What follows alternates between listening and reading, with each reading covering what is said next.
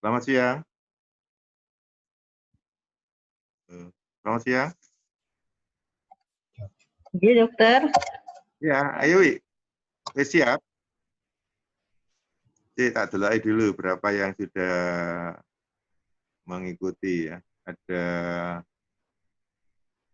1, 2, 3, 9 yang share ya. Nggak apa-apa, cukup saya kira.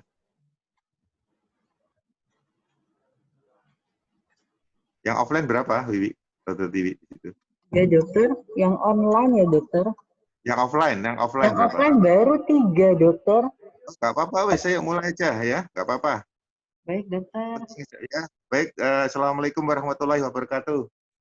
Waalaikumsalam. Selamat siang ya.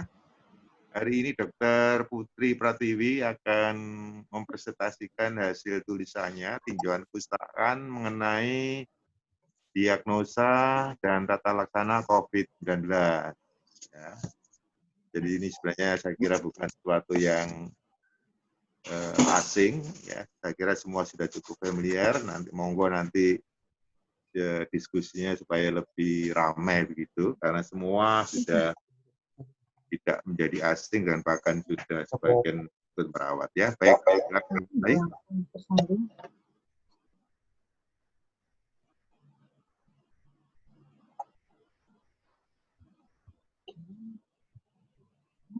Silakan di-share. Ya, dokter, masih disambungkan ke proyektornya, dokter. Ya, enggak apa-apa.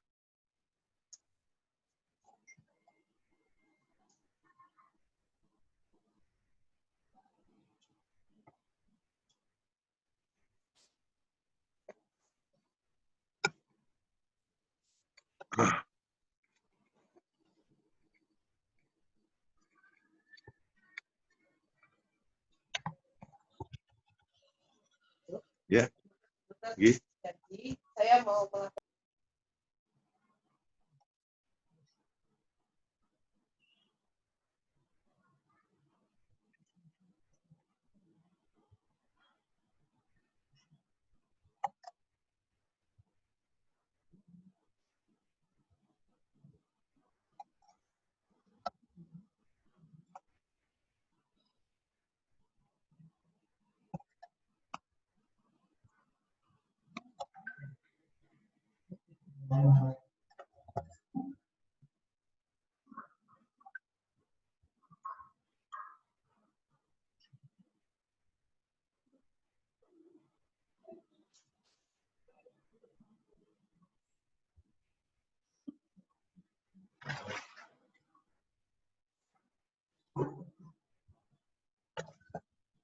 Assalamualaikum, dokter. Apakah sudah bisa dimulai, dokter?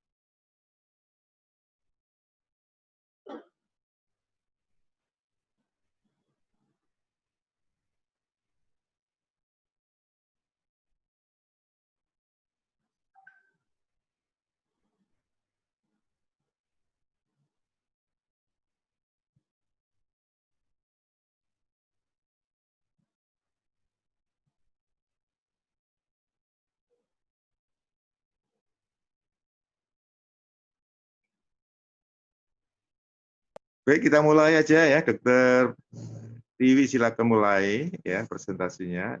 Waktunya maksimal 20 menit ya. Baik dokter, terima kasih dokter. Assalamualaikum warahmatullahi wabarakatuh. Terima kasih kepada Dr. Sudarsto, spesialis paru konsultan selaku pembimbing yang telah menyempatkan waktu hadir di sini. Kemudian terima kasih kepada seluruh pasien yang telah hadir di sini. Terima kasih kepada teman sejawat semua. Kali ini saya akan mempresentasikan tentang TK2 saya, diagnosis dan pencegahan COVID-19. Sebagai pendahuluan, di mana kita tahu coronavirus merupakan patogen utama yang menyerang sistem pernapasan manusia, di mana yang sebelumnya dan MERS-CoV sendiri itu merupakan ancaman besar terhadap kesehatan kita. Kemudian pada Desember 2019 di Wuhan, China, muncul klaster baru dari pneumonia yang telah dilaporkan. Kemudian pada tanggal 31 Desember 2019, WHO menetapkan peringatan epidemi terhadap kejadian ini. Kemudian pada 7 Januari 2020, Departemen Kesehatan China mengumumkan klaster terbaru dari pneumonia ini, yaitu coronavirus disease 2019. Kemudian COVID-19 menyebar secara cepat dari satu individu ke individu lain, menyebabkan kegagalan pernapasan yang dilaporkan dalam studi otopsi maupun hewan. Semenjak itu, pembatasan sosial berskala besar telah dilakukan. Hal tersebut berefek terhadap kesehatan, kesejahteraan ekonomi, bisnis, dan aspek lain dari kehidupan sehari-hari. Sehingga COVID menjadi penyakit yang mewabah di seluruh dunia, meningkatkan morbiditas dan mortalitas. Untuk itu penting untuk memahami diagnosis dan penanganan yang tepat dari COVID-19 tersebut. Adapun epidemi dari kasus ini, yaitu kasus pertama dari COVID dilaporkan pada Desember 2019 di Wuhan, China. Kemudian sejak 18 sampai 29 Desember 2019 itu 5 pasien dirawat dengan ARDS. Kemudian dari 5 pasien tersebut, satunya meninggal dunia. Kemudian di 2 Januari 2020, 41 pasien dirawat, terkonfirmasi secara laboratorium, dan setengah dari 41 pasien tersebut memiliki komorbid, diantaranya hipertensi, penyakit-penyakit kardiovaskular, dan diabetes. Kemudian pada 22 Januari terjadi peningkatan kasus, di mana 571 kasus dilaporkan di 25 provinsi di China. Kemudian pada 30 Januari, jumlah kasus terus meningkat sebanyak 7.734, kemudian 90 kasus lainnya dilaporkan di berbagai negara di Asia dan Eropa.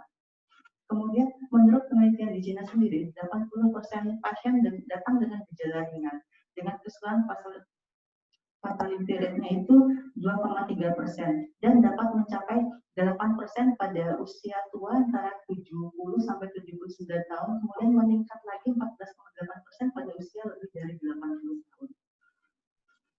Coronavirus merupakan zoonosis, ditularkan antara hewan dan manusia. Seperti yang kita ketahui, dulu awalnya diperkirakan kalau COVID-19 ini ditularkan melalui hewan yang disebarkan melalui hewan kelelawar, namun sampai sekarang masih belum dapat dipastikan. Adapun masa inkubasi COVID-19 rata-rata 5-6 hari dengan range antara 1 dan 14 hari. Risiko penularan tertinggi diperoleh di hari-hari pertama penyakit ini disebabkan oleh konsentrasi virus pada sekret yang tinggi. Orang yang terinfeksi dapat langsung menularkan sampai dengan 48 jam sebelum onset gejala dan sampai dengan 14 hari setelah onset gejala.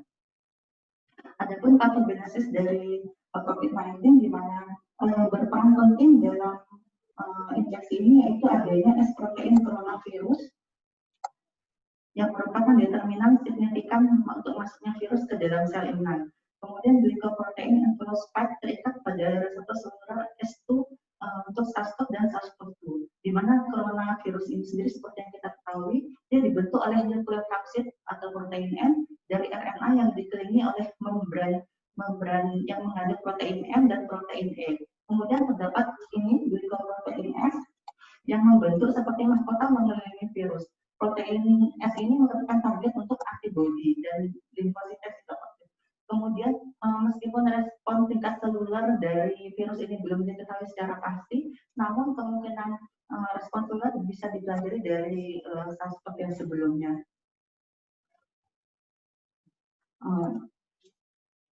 Masuknya virus ke dalam sel awalnya diidentifikasi dengan fusi antara membran dengan virus secara langsung. Setelah virus masuk ke dalam sel genome RNA, virus dikeluarkan ke dalam sitoplasma dan ditranslasikan menjadi dua poliprotein dan protein struktural. Setelahnya genom virus mulai untuk replikasi. S-protein dari SARS-CoV-2 ini 10-20 kali berikatan dengan S2 reseptor di sel manusia dibanding virus SARS-CoV yang lalu yang tahun 2002. Kemudian seperti yang kita ketahui, S2 sendiri banyak ditemukan di sel-sel alveolar paru atau pneumosit tipe 2. Kemudian virus utamanya masuk ke paru dan menyebar ke organ lain, dapat berkembang menjadi disfungsi organ, bahkan kematian. Meningkatkan sitokin proinflamasi seperti interleukin 1, interleukin 6, interferon, dan TNF alpha. Kemudian proliferasi tidak terkontrol dari sel T dan aktivasi dari makrofag yang dapat memicu badai sitokin. Pasien-pasien dengan infeksi SARS-CoV yang berat menunjukkan peningkatan IL-6, interferon alpha, TCL5, CXL8, dan CXL10. Badai sitokin itu sendiri akan memicu serangan oleh sistem kekebalan tubuh, menyebabkan ARDS dan kegagalan multi-organ, dan akhirnya menyebabkan kematian pada beberapa kasus infeksi SARS-CoV sendiri. Mekanisme patogenesis dari COVID sendiri ini masih menjadi misteri. Dia tidak membunuh secara langsung pneumosit, namun dia memicu badai inflamasi yang akan menyerang sel-sel di sistem respirasi endotel vaskular, sehingga respon ini menyebabkan kerusakan yang lebih berat.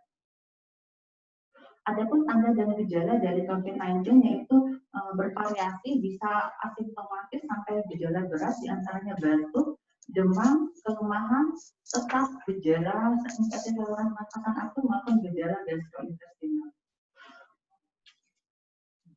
Untuk diagnosa pasien sendiri, yang pertama anamnesa, penting untuk mengetahui definisi operasional dari COVID-19 sendiri. Yang pertama itu kasus suspek, di mana kriterianya itu orang dengan infeksi saluran pernafasan akut dan pada 14 hari terakhir sebelum timbul gejala memiliki riwayat perjalanan atau tinggal di negara atau wilayah Indonesia yang dilaporkan memiliki transmisi lokal, ataupun orang dengan salah satu gejala tanda ISPA dan pada 14 hari terakhir sebelum timbul gejala memiliki riwayat kontak dengan kasus konfirm COVID-19, atau orang dengan ISPA atau pneumonia berat yang membutuhkan perawatan di rumah sakit dan tidak ada penyebab lain berdasarkan gambaran yang klinis yang meyakinkan. Kemudian kasus probable yaitu pasien yang disuspekkan dengan ISPA berat, ARDS, atau meninggal dengan gambaran klinis yang meyakinkan COVID-19 dan belum ada hasil pemeriksaan laboratorium untuk RT-PCR. Kemudian kasus konfirmasi yaitu positif terinfeksi virus COVID-19 yang dibuktikan dengan pemeriksaan laboratorium RT-PCR dibagi menjadi dua, kasus konfirmasi dengan gejala ataupun kasus konfirmasi tanpa gejala. Kemudian kontak erat yaitu orang yang memiliki riwayat kontak dengan kasus probable atau konfirmasi COVID-19, bisa kontak tatap muka atau berdekatan, bisa sentuhan fisik langsung, bisa orang yang memberikan perawatan langsung terhadap kasus probable atau konfirmasi tanpa menggunakan APD sesuai standar, atau situasi lainnya yang mengindikasikan adanya kontak berdasarkan penilaian risiko lokal yang ditetapkan oleh tim penyelidikan epidemiologi setempat. Kemudian pelaku perjalanan, di sini yang dimaksud pelaku perjalanan adalah seseorang yang melakukan perjalanan dari dalam negeri maupun luar negeri pada 14 hari terakhir. Discharge yaitu seseorang dengan status kasus suspek dengan hasil pemeriksaan RT-PCR 2 kali negatif selama 2 hari berturut-turut dengan selama lebih dari 24 jam, ataupun seseorang dengan status kontak erat yang telah menyelesaikan masa karantina selama 14 hari. Kemudian selesai isolasi yaitu kasus konfirmasi tanpa gejala yang tidak dilakukan pemeriksaan follow up RT-PCR dengan ditambah 10 hari selesai isolasi mandiri sejak pengambilan spesimen diagnosis konfirmasi. Kemudian kasus probable atau konfirmasi dengan gejala yang tidak dilakukan pemeriksaan follow up RT-PCR dihitung 10 hari sejak tanggal onset dengan ditambah minimal 3 hari setelah tidak lagi menunjukkan gejala demam dan gangguan pernapasan. Ataupun kasus probable atau kasus konfirmasi dengan gejala simptomatik yang mendapatkan hasil pemeriksaan follow-up RT-PCR 1 kali negatif dengan ditambah minimal 3 hari setelah tidak lagi menunjukkan gejala demam dan gangguan pernapasan. Kemudian kasus kematian yaitu kematian COVID-19 yang terkonfirmasi atau probable COVID-19 yang meninggal. Untuk pemeriksaan fisik dari COVID-19 sendiri ini bervariasi, di mana pertama dari tingkat kesadaran bisa kelompok selanjutnya dari penurunan kesadaran, kemudian tanda-tanda untuk nadi bisa normal sampai terjadi tadi, untuk tekanan darah bisa normal, bisa turun juga bisa meningkat, pada suhu juga dapat normal ataupun kurang. Ya keliru mlebu kopeng ini. Kemudian untuk saturasi oksigen bisa normal sampai terjadi penurunan saturasi oksigen. Kemudian pada pemeriksaan torak, pada inspeksi dapatkan reaksi otot pernapasan ataupun pernapasan tidak simetris, baik statis dan dinamis. Kemudian pada palpasi didapatkan apparatus cerebral mengeras jika terdapat konsolidasi. Kemudian pada auskultasi bisa didapatkan suara nafas bronkovasikular atau bronkial. Ronki dapat ditemukan di beberapa kasus.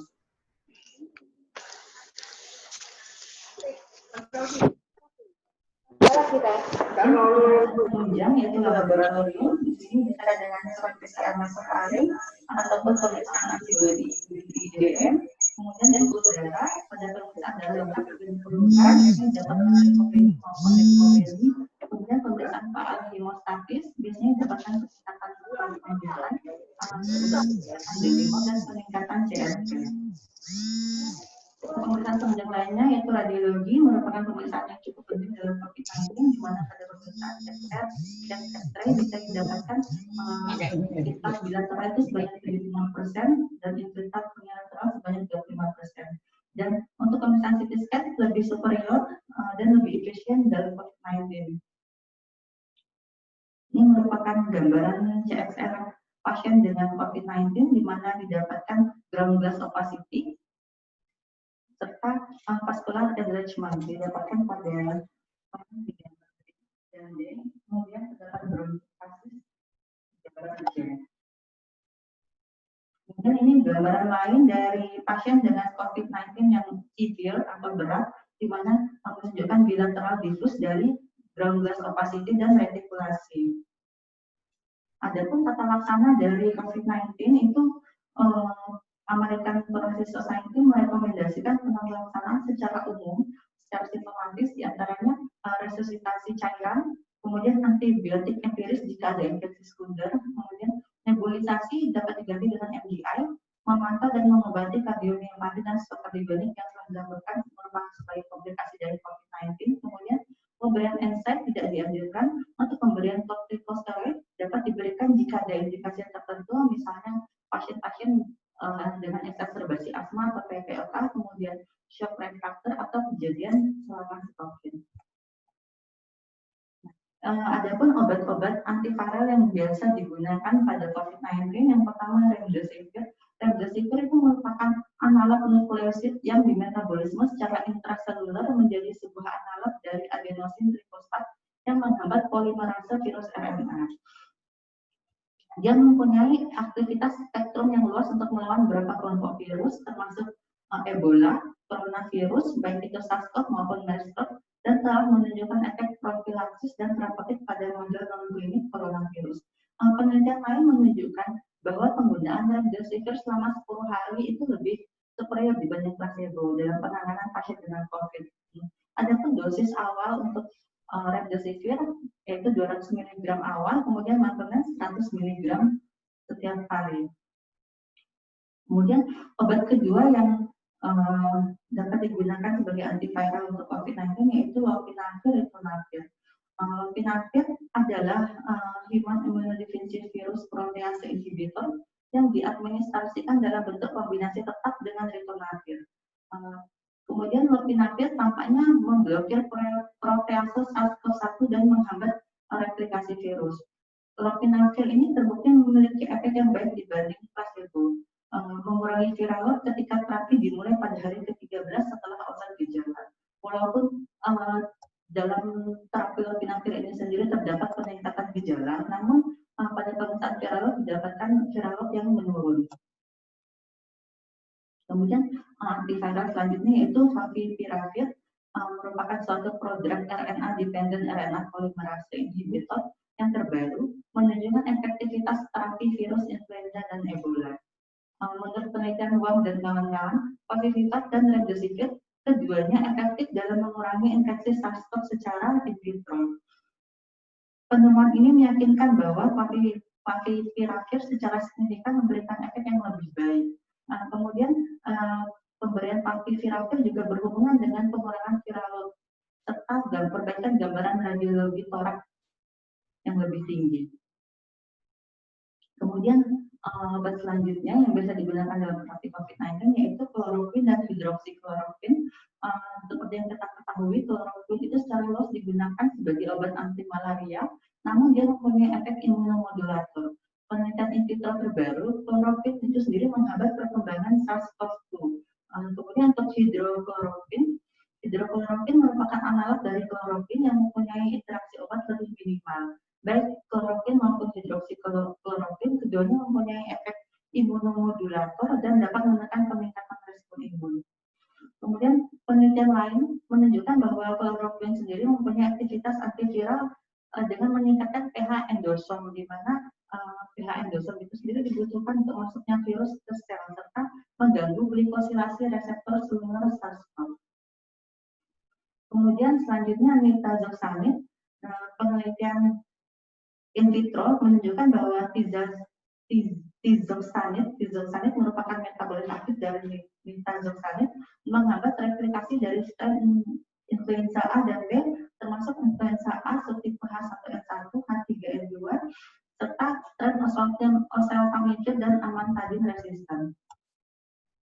Tizoxanide juga menghambat replikasi RNA dan DNA virus pada kultur asal virus parainfluenza, coronavirus, rotavirus, norovirus, hepatitis B, hepatitis E, dengue, yellow fever, Japanese encephalitis virus, dan HIV. Kemudian selain itu nitazoxanide juga menghambat produksi sitokin proinflamasi. Kemudian selanjutnya yaitu tocilizumab. Seperti yang kita ketahui, interleukin 6 itu merupakan sitokin yang berperan penting dalam reaksi inflamasi pada respon imun. Di mana penelitian terbaru di Cina menunjukkan bahwa IL-6 merupakan salah satu sitokin terpenting yang ada dalam badai sitokin. Nah, tocilizumab itu sendiri merupakan antibodi monoklonar manusia melawan reseptor IL-6. Direkomendasikan pada pasien kritis dengan peningkatan IL-6. Penemuan ini mendukung aktivitas tocilizumab dalam mencegah dan mengobati badai sitokin yang diinduksi oleh COVID-19.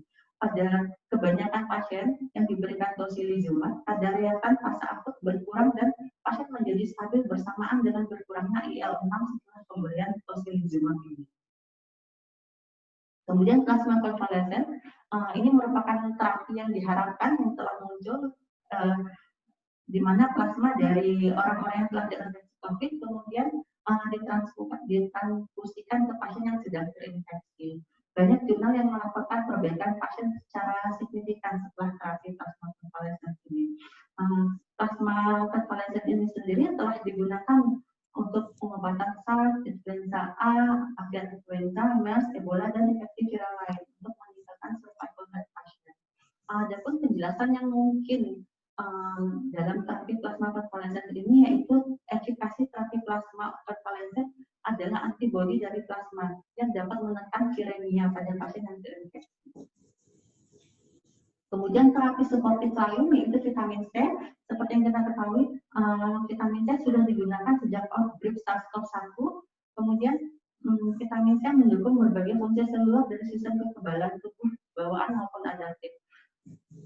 Penggunaan vitamin C dianjurkan sebagai terapi non-spesifik untuk infeksi saluran pernafasan berat akibat infeksi virus, di mana penggunaan awal dari vitamin C IV dengan kombinasi kortikosteroid dan thiamin itu terbukti efektif dalam mencegah disfungsi organ progresif dan dalam mengurangi kematian pada pasien dengan sepsis berat dan shock sepsis.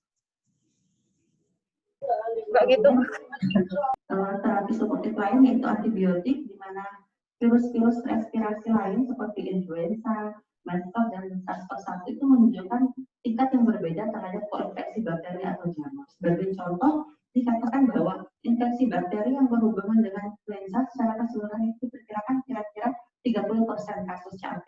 Namun di sisi lain, terdapat bukti bahwa koinfeksi itu tidak terjadi terjadi pada pasien yang terinfeksi dengan MERS-CoV dan jarang terjadi pada pasien yang terinfeksi SARS-CoV. Sehingga dibutuhkan penelitian yang lebih mendalam lagi. Kemudian dikatakan bahwa koinfeksi sendiri dikaitkan dengan outcome yang buruk pada pasien influenza musiman dan pandemi. Kemudian antikoagulan, seperti yang kita ketahui, manifestasi tromboemboli seperti emboli pulmoner ataupun DIC itu telah dilaporkan merupakan prognosis yang buruk pada pasien COVID-19. Adapun penggunaan dosis profilaksis intermediat ataupun terapeutik dari antikoagulan itu bisa diterapkan dalam memberikan terapi pada pasien COVID-19. Adapun manfaat pemberian antikoagulan dalam produk-produk heparin itu telah terbukti membuat outcome pasien menjadi lebih baik. Kemudian pendekatan lain yang sedang diusulkan yaitu penggunaan nebulisasi heparin untuk efek antikoagulan lokal di paru.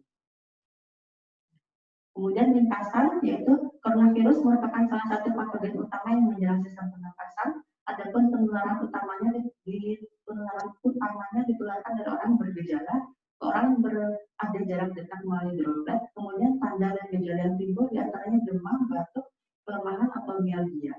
Disfungsi organ termasuk ARDS, kerusakan jantung akut, kerusakan limfa akut, kerusakan ginjal akut, dan kematian dapat terjadi pada infeksi yang berat. Kemudian untuk pencitraan memainkan peran penting dalam diagnosa dan pengelolaan COVID. Kemudian untuk manajemen secara pasti saat ini yaitu terapi suportif. Terima kasih.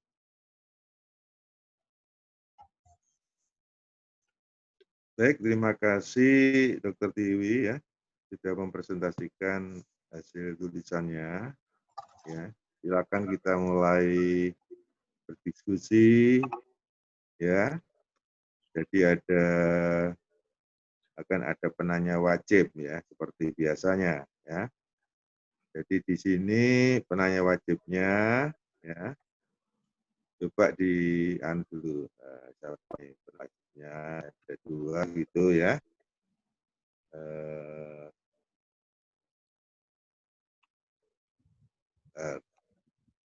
Penanya wajibnya coba Dokter Indra SP nomor 1, penanya wajib kedua Dokter Nuha yang lagi offline. Baik, silakan dimulai. Pertama Dokter Indra. Silakan bertanya.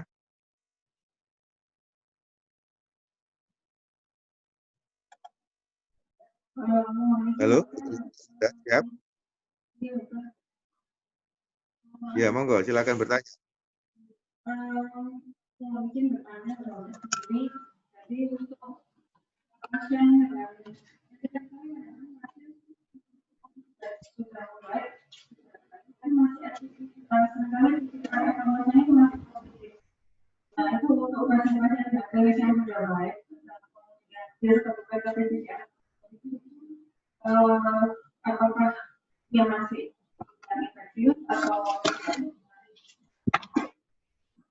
Halo, Dokter Tiwi, ini siapa yang tanya? Dokter Indra? Dokter Krista, Dokter Indra kebetulan tidak ada Gimana pertanyaannya? Pertanyaannya gimana? Sudah menghadap Dokter Ismudo. Pertanyaannya gimana? Pertanyaannya bagaimana? Pertanyaannya Nggak jelas pertanyaannya. Ya, Dokter. Kamu bisa nangkap? Bentar, wajahmu jangan ditutup. Jangan ditutup sama kertas. Ya, jadi pertanyaannya gimana pertanyaannya? Izin dokter, pertanyaan dari Dokter Krista yaitu sering pada pasien itu dijumpai klinis sudah membaik, namun pada swab evaluasi aktif PCR itu tetap masih positif dokter. Apakah pasien tersebut masih infeksius atau tidak? Masih apa? Masih infeksius atau tidak? Oke, silakan jawab. Ya dokter. Ya dokter, mohon izin menjawab. Jadi misalnya sering terjadi pada pasien-pasien dengan swab aktif PCR positif, kemudian telah dilakukan evaluasi negatif, namun kemudian evaluasi lagi positif itu bisa terjadi. Kemudian Kemudian selain juga beberapa pasien sudah isolasi mandiri 14 hari, saya ulang pun masih positif. Mengapa bisa demikian? Ya, seperti yang kita ketahui, PCR itu merupakan pemeriksaan yang mentargetkan fragmen kecil dari virus. Jadi tidak jelas apakah pasien tersebut infeksius atau tidak, karena bisa saja yang terdeteksi itu merupakan pecahan virus atau virus yang utuh. Nah, jadi hasil yang positif kita tidak bisa bilang itu infeksi atau tidak, tapi kita bisa menyebutnya itu rem positif. Nah, kenapa rem positif bisa terjadi? Yang pertama, bisa saja virus yang menginfeksi dari awal itu masih ada. Yang kedua, bisa saja virus yang menginfeksi awal itu sudah hilang, kemudian dia terinfeksi oleh virus SARS-CoV yang lain, atau kita sebut dengan virus yang kedua. Kemudian bisa juga itu merupakan fragmen RNA sisa dari infeksi yang pertama, kemudian masih terdeteksi. Kemudian yang keempat, bisa terjadi kesalahan laboratorium. Nah, namun untuk penelitian terbaru pada hewan primata itu menunjukkan infeksi primer pada hewan tersebut bisa membentuk antibodi setelah dipaparkan kembali dari SARS-CoV. Nah, kemudian efek protektif tersebut dimediasi oleh kontrol imunologi cepat, sehingga kemungkinan reinfeksi aktif itu rendah. Jadi bisa dibilang jika pasien terus positif walaupun sudah isolasi mandiri selama mungkin 14 hari ataupun sebulan, mungkin dia tetap repositif, namun dapat dikatakan bahwa tingkat infeksiusnya rendah. Begitu yang saya baca, Dr. Kristan. Ya, pertanyaannya bagus, jawabannya juga bagus. Ya, saya kira saya tidak memberikan tambahan ya. Saya kira itu bagus juga jawabannya ya. Jadi banyak hal yang bisa yang masih dipertanyakan sesuai dengan pertanyaan tadi. Ya. Jawabannya bisa macam-macam seperti yang disebutkan oleh Dr. Tiwi tadi. Ya. Baik, lanjut ke pertanyaan wajib. Tadi sebenarnya bukan pertanyaan wajib tapi ya, nggak apa-apa sudah, free aja. Beri pertanyaan bebas lagi. Yang kedua, silakan. Bisa offline, bisa online. Ya, silakan. Untuk akhir-akhir ini kan sudah bercerita tentang vaksin. Apakah vaksin nantinya itu hanya untuk masuk tata laksana itu kira-kira bagaimana? Baik, terima kasih Dr. Nuha atas pertanyaannya. Pertanyaan dari Dr. Nuha itu tentang vaksin COVID yang sedang marak di... Halo, sebentar. Pertanyaannya gimana? Pertanyaannya, Dr. diulangi. Pertanyaannya tentang maraknya vaksin saat ini, dokter. Apakah itu bisa masuk dalam penata laksanaan ataupun pencegahan COVID saat ini, dokter? Oh, baik. Silakan. Izin menjawab, Dr. Muhammad. Jadi seperti yang telah kita ketahui, saat ini marak dikembangkan vaksin untuk COVID itu sendiri. Menurut jurnal yang saya baca itu bahkan sampai terakhir Juli 2020 itu ada 124 kandidat vaksin yang telah dikembangkan. Namun yang telah masuk fase 1, fase uji coba terhadap manusia itu ada 10 jenis vaksin. Namun dijelaskan bahwa vaksin itu sendiri masih belum terbukti dapat melindungi manusia, karena vaksin itu tidak bisa menjamin imunitas yang panjang sehingga infeksi ulang itu dapat terjadi. Oke, ya jawabannya sudah cukup apa seperti yang disampaikan Dr. Tiwi ya. Baik, lanjut satu lagi pertanyaan dari BPDS yang setelah Dr. Aryani nanti akan memberikan pertanyaan atau mungkin apa. Terima kasih. Silakan satu lagi dari BPDS, siapa? Bisa offline, bisa online. Mati. Bentar. Saya nanti saya membayar 30. Reken ya, Mas. Kamu cari penelitian lain. Halo?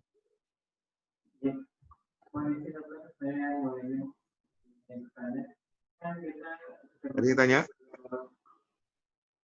Waktu lalu tentang diagnosa COVID-19 dengan menggunakan swab antigen, dan itu kan lebih cepat daripada PCR. Saya ingin menanyakan apa saja kekurangan swab antigen ini dibandingkan dengan Ya, terima kasih. Oke. Gimana pertanyaannya, Dr. Wiwi? Ya, Dilangi. mohon izin dokter, pertanyaan dari dokter Muhaimin yaitu saat ini juga sudah dikembangkan pemeriksaan swab antigen dokter karena lebih cepat daripada swab RT-PCR untuk hasilnya dokter. Dokter Muhaimin menanyakan apa saja kekurangan dari swab antigen tersebut. Oh, baik, silakan dijawab. Terima kasih dokter Muhammad. Pertanyaannya mohon izin menjawab. Seperti yang kita ketahui, swab RT-PCR itu sendiri waktunya agak lama, bisa dilakukan 9 jam. Kemudian kalau dikembangkan saat ini swab antigen itu lebih cepat. Namun dikatakan bahwa sensitivitasnya lebih rendah daripada RT-PCR, itu hanya sekitar 50% sensitivitas dari swab antigen ini. Dikatakan bahwa sensitivitas yang rendah itu berhubungan dengan viral load dari yang diperiksa. Swab antigen itu menunjukkan hasil yang positif jika viral load-nya itu 100 copy. Nah, sedangkan swab RT-PCR itu dapat mendeteksi virus dengan viral load kurang dari 100 copy. Ya, itu ya jawabannya ya. Ya, saya kira itu sebagian betul ya, bagus jawabannya. Jadi memang salah satunya itu adalah dari viral load-nya. Jadi kalau PCR itu memang tidak sangat tergantung pada viral load, itulah keistimewaan daripada PCR sebagaimana pemeriksaan PCR terhadap patogen lainnya. Ya. Baik, untuk yang terakhir, mungkin Dr. Aryani silakan diberi asupan atau komentar atau apa. Silakan Dr. Aryani. Terima kasih banyak dokter. Ini tadi jawabannya sudah bagus ya dok. Akan seperti kita ketahui bahwa untuk terapi ini ada rutinasi. Yang menarik di sini ada ini dok mengenai bahwa terapi rutinasi ini dapat mengurangi viral load ketika terapi dimulai pada hari ke-13 setelah onset. Tapi biasanya kan kita berikan kalau mungkin ya sekitar mungkin 2 hari ya dari onset sehingga untuk aman pasiennya itu mungkin confirm dan sebagainya kita berikan. Dan kalau di sini ini ada 13 dok, jadi kita memberikan signifikansi untuk efek terapi ini. Jelaskan ya. Terima kasih dok. Kemudian mengenai eksamen pasal dan sebagainya mungkin bisa ditambahkan ya. Terima kasih.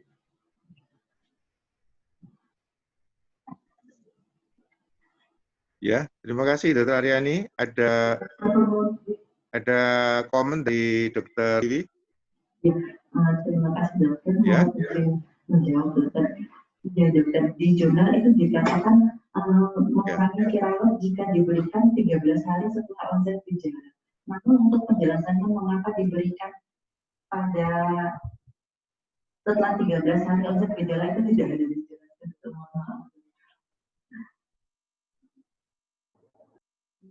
Untuk deksanya ya.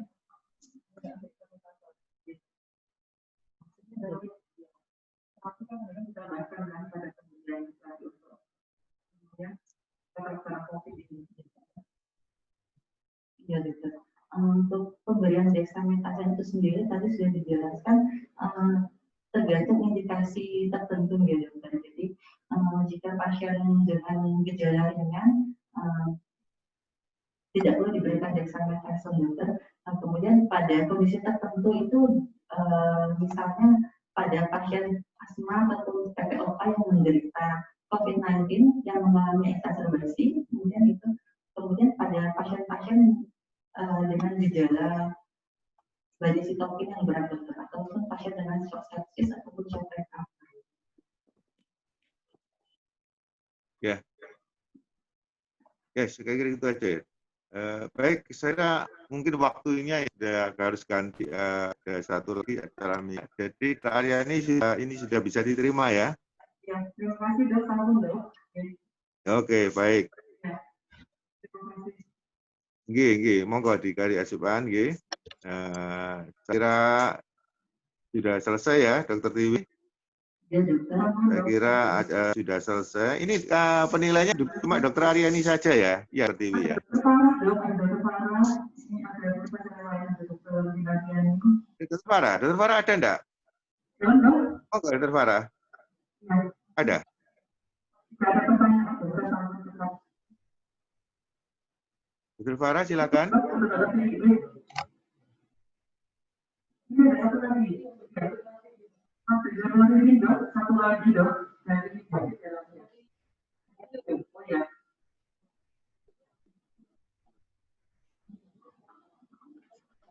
Halo? Ampun cukup, dok. Untuk ini dokter Fili tidak ada pertanyaan lagi, dok. Matur nuwun. Mohon izin Bapak lanjut untuk presentasi kedua. Ada presentasi tiga.